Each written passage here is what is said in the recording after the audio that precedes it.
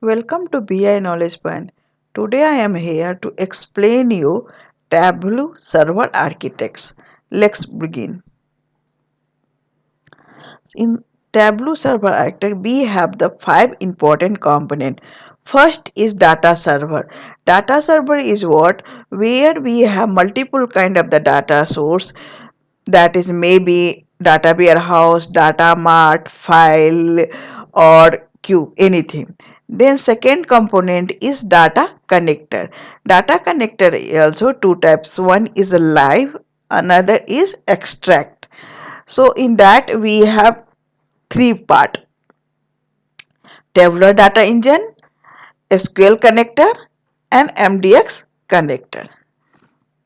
Third component, we have the application server, which is used for providing authentication and authorization. With SQL server, with help of the Biz SQL server, we are converting SQL in visualization mode. Third is data server, where we stored extracted data. Then gateway work is that interacting client with server through HTTP. Another gateway work is that load balancing in data.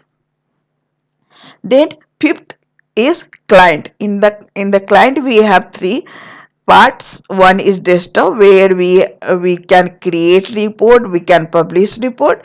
Second is a mobile, where we can through the mobile browser we can view our report. Third is web, where we can publish our report, we can view through public Tableau, then online Tableau. So these are the work come under web. So that's all for today video. Catch you in another video. Please like and subscribe this channel.